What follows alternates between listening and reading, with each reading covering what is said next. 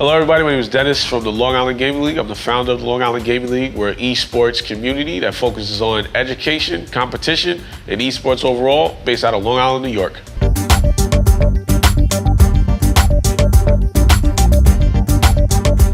The Long Island Gaming League kind of got started in 2019.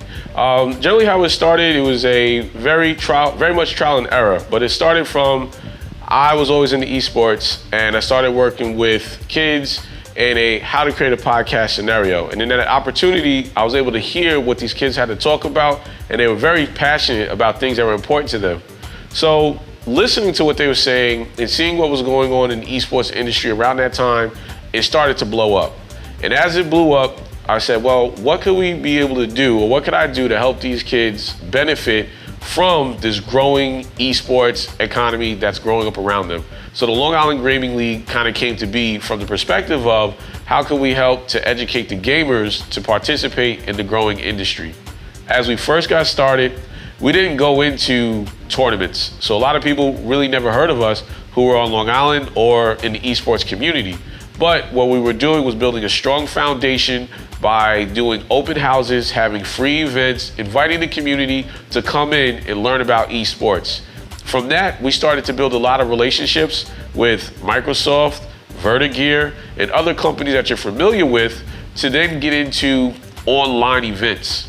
It was kind of like the next growth for our organization. So we went from educating webinars and seminars to online events, getting into the tournament competitive play, to now where the Long Island Gaming League is not only doing online seminars, educational workshops, but we also do on-location events for the gamers to kind of come out and participate in a competitive or a casual way.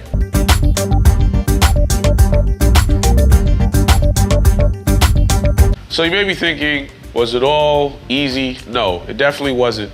We had some struggles and things that we kind of went through as far as getting the Long Island Gaming League to where it is. And one of the biggest problems that we really encountered was the lack of knowledge. And you would think that everybody is somewhat familiar with esports, but there was a big disconnect. Anybody in esports knew about esports, but it was tournaments, and we didn't really do tournaments.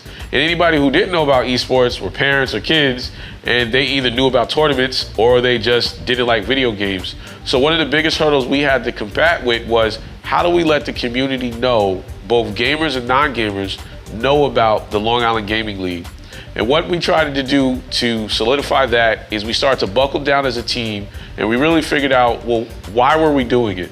And the reason why we were all doing it is because our love of esports and the future that it has. That was the first thing we did. After we realized that, the second thing we did was, how do we let other people know? So just telling somebody or running advertisements and things of that nature didn't really work for us. What worked for us was going out, meeting people, shaking hands on an individual level, and letting them know who we are and what we were about. And that was something that was very, very useful and has led us to a lot of success by visiting the community, talking to the parents, welcoming people in, and if not the community, going up to somebody and generally talking to them was how we've been able to grow our business and how we got over people not knowing who we were as a league, for people really knowing who we are as an esports, not just as a company, but as a community, is something that we utilize to get to where we are today.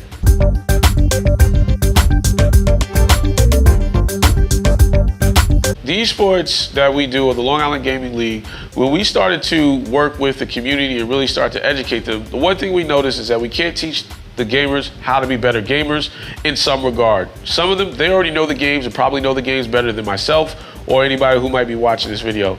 But what we did do after we started to sit down with them and really talk to them about the opportunities, it was like a brand new learning curve. It was the same way they learned a new move in a game, or the same way they know how to get a touchdown in Madden. What we did show them was that there was educational opportunities as far as scholarships for students to go to college. A lot of gamers don't know that. A lot of parents don't know that. And after we started to educate them on the little things, it led down what we say the rabbit hole. Because then they started asking questions and started thinking about what other opportunities they had. We had one student who likes to do art, but he plays Fortnite. So you may be thinking, well, what was the parallel? And this is something that we started to learn as we continue to talk to the students on a deeper level, is that, well, in Fortnite, there's different skins. And some of you parents may already know, you're buying them all the time. But for a student who's young, who's artistic or has the skill for art, can go to college for art, or can emphasize on his art and become digital art designer, and then can now have his clothing or his designs featured in a game that he plays. Now, that again is not a conversation that is often had with kids, but when we had that conversation to see how much his mind just blew up, we started to realize we're really onto something, and that continues to be our passion, to where how can we expose them or make video games more relatable to the students on an individual level as far as what they like as a passion outside of gaming, and how they can utilize that to continue in their life endeavors. As the industry continues to grow, there's definitely growth that the Long Island wants to do as a company, as well as being able to see other individuals do that are in the same esports ecosystem as us.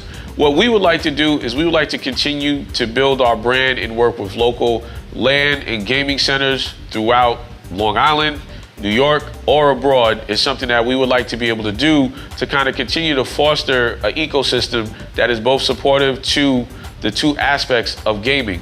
One, it's where they play, and two, how they play and who they compete with. So any organization that we tend to work with, that's how we want to grow, by building a strong foundation with like-minded organizations, particularly those that may have a facility for students to play in or play out of.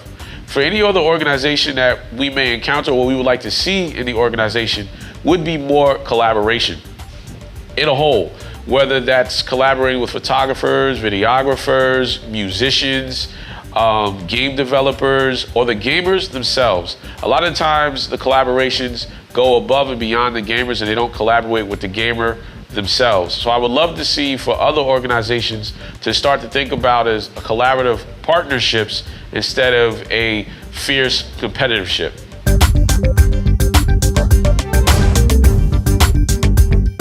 Again, my name is Dennis Buchanan from the Long Island Gaming League, and you're watching Movers and Shakers on the Lab Video Game TV. Our game is never over.